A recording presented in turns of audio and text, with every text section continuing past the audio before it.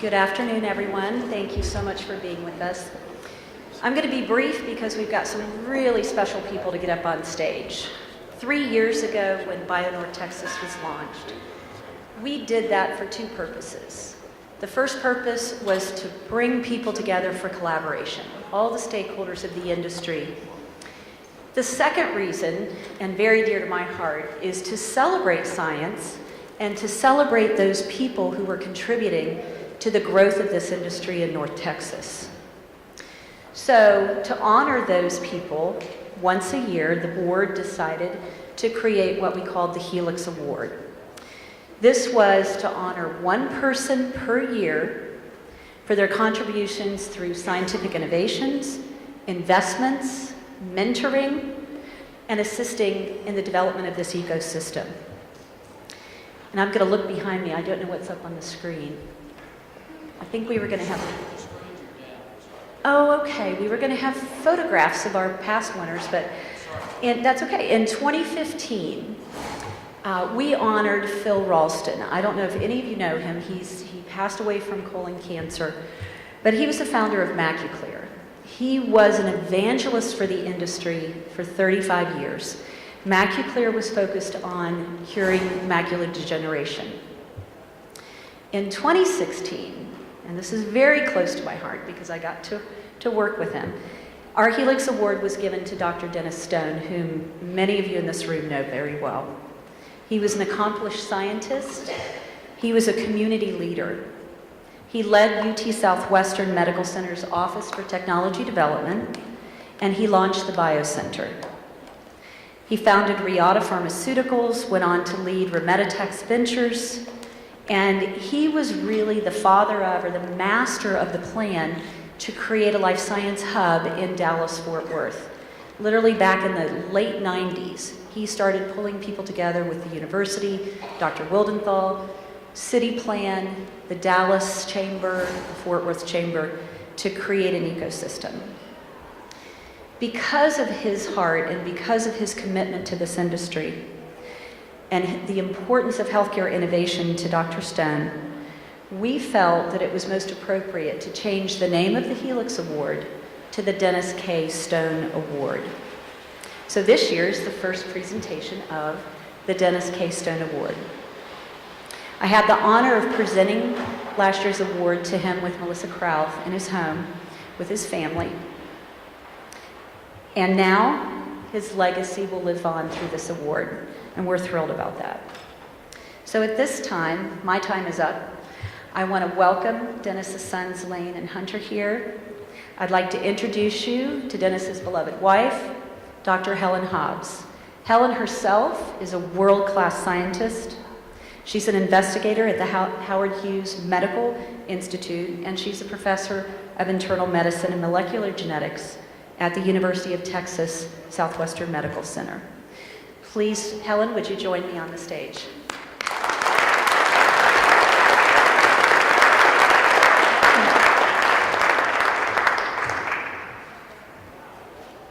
It's such a pleasure and an honor to be here today and to have this opportunity to just talk about what this organization meant to my husband, and then to present the award to his old boss, Lyda Hill.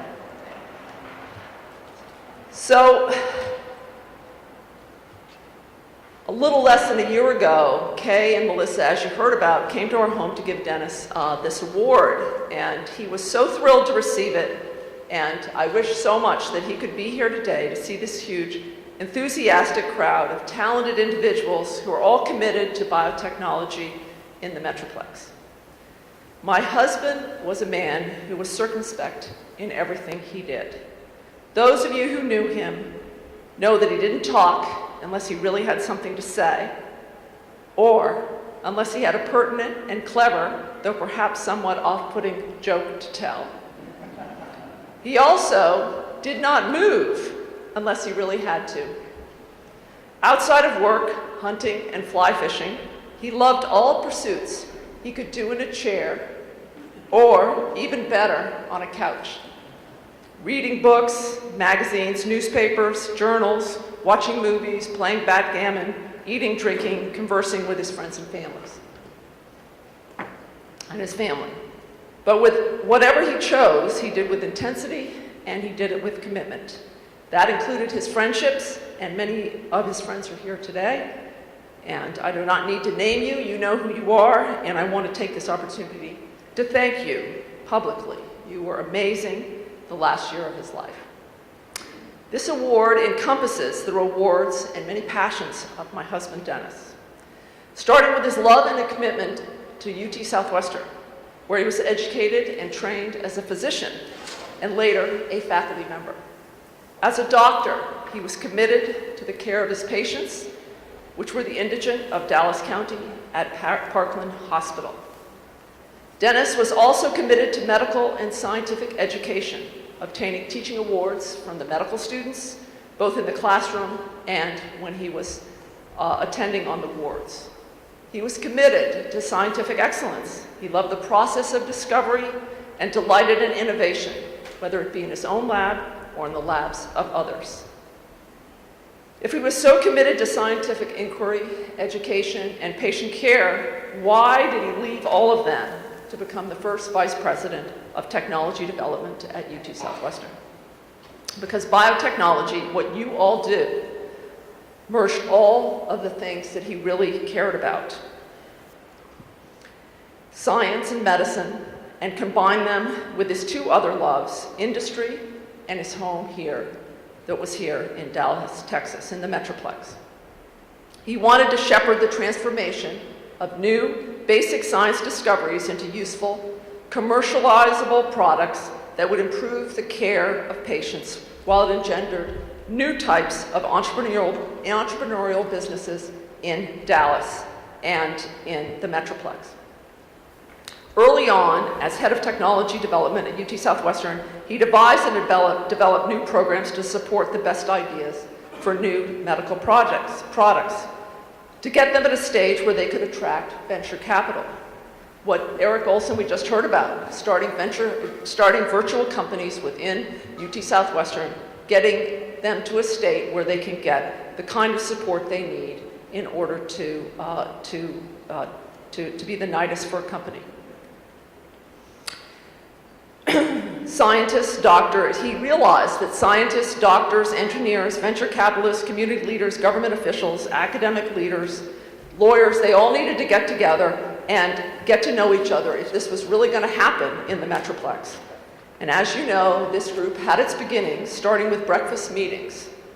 The mornings of these meetings was the only time that Dennis left the house before I did, which was notable, his commitment to these early morning sessions.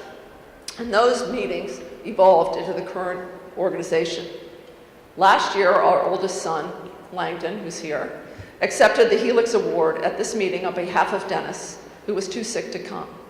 And at the behest of Warren Huff and others, the award was renamed the Dennis K. Stone Award. Dennis would be so pleased that the first award carrying his name would go to Lyda Hill. Lyda gave Dennis the opportunity of a lifetime to find and participate in the support of biotechnology in the state of Texas and where her second home is in the state of Colorado. By forming Remeditex, Lyda committed resources to a burgeoning industry in the Metroplex, the very thing that Dennis had worked on all his life. He first met Lyda at the medical school where she has been a long-standing supporter. But he really got to know her at Rieta, the company that Dennis Harps started with Warren Huff, and then, of course, at Remeditex. So he enjoyed working for her, and he so enjoyed working for her as the scientific lead at Remeditex. He admired and delighted in her vision, her vitality, her verve, and her vigor. Perhaps sometimes Lyda had too much verve and vigor for Dennis. We went on a skiing vacation with Lyda. Dennis did not dare ski with her. He left that up to me. And if you're wondering how I fared on the slopes with Lyda, I only saw the back of Lyda. Whenever we skied together, irrespective of whether I started down the slope first, I always was behind her. But one thing with Lyda, you have no trouble spotting her. She skis attired in an outfit that is all bright orange. From her helmet, the first orange ski helmet I'd ever seen, down to her skis, also orange. Dennis delighted in Lyda's unfettered curiosity and the constancy of her commitments to the things she supports. And one of those things is, of course, biotechnology. She exults in innovation, collaboration, capital, and commercialization. She's a true believer in the process of science to solve, in the promise of science to solve very difficult problems, whether they be hunger, poverty, or cancer, as she has said. She believes that these big problems, the only way to solve these big problems is through science. And this is what drew her to biotechnology. To summarize all the things that Lyda has contributed to biotechnology and make her a worthy recipient of this reward is impossible. I only want to highlight three things, three ways that she has supported biotechnology, either indirectly or directly. First, she's been a major supporter of both science and education. Most recently, she donated $25 million to establish the Department of Bioinformatics at UT Southwestern. She realized the promise of analyzing very large data sets that are now available to probe the myriad of scientific and medical problems and questions, ranging from analyzing imaging data to medical records. The funds are being used to attract new talent to our area, to create state-of-the-art infrastructure, and to support the development of interdisciplinary teams, not unlike what you've heard about today. She also recognizes the need to attract the best and the brightest to science. And she recognizes that the best time to do this is when people are young. Thus, her hard work and her generous support of the Perot Museum, and her generous donation to her alma mater, Hockaday School, to establish great science programs at that institution. Second, Lyda has provided generous support to medical research, giving $50 million to MD Anderson to support their cancer research and care. She's harnessed the energy that came from her own loss of beloved family members to cancer and redirected that energy in a positive fashion, supporting research to treat and hopefully cure the very tumors afflicting her own family. And herself, she's a breast cancer survivor. And finally, I will end where I started, which is my connection to Lyda. Her more direct support of biotechnology through the establishment of her Meditex Ventures, a venture capital fund that invests in promising ideas in biomedical research. It is estimated she has invested in 200 startup companies that employ over 350 people. Not a woman known for her patience, she has recognized that it takes patience to get an idea to a therapeutic product. But it is a sense of urgency, together with her patience, that drives her and makes her so effective. An optimism and belief that putting the best minds together with enabling resources can cure diseases while it employs talented individuals and, if everything works, also makes money. It is with great pleasure that I give, on behalf of my late husband, Dennis, this award that carries his name, to Lyda. You can be sure nobody would be happier than Dennis with this selection.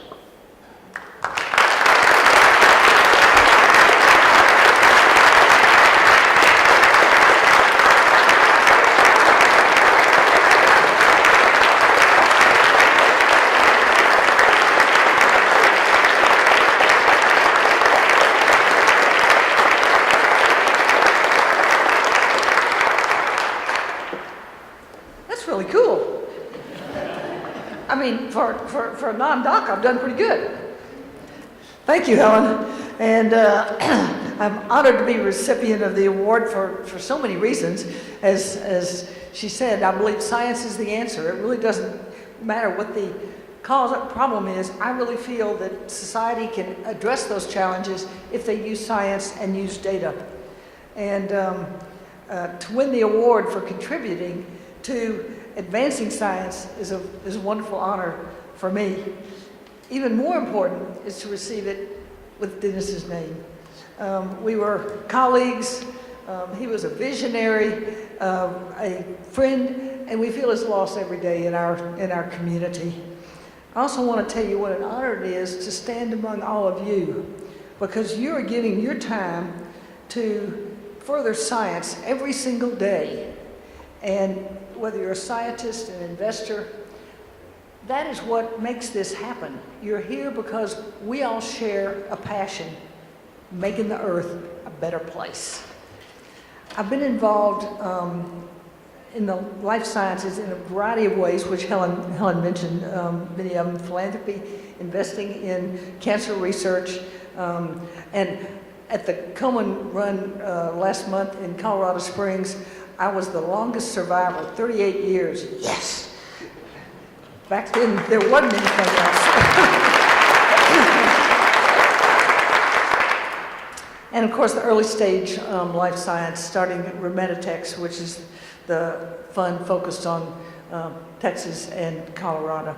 I hope that this wide range of investments will further the work of North Texas, because this region can become a major hub for life sciences, and I salute all of you for what you're doing to make that happen. Again, thank you for this incredible honor.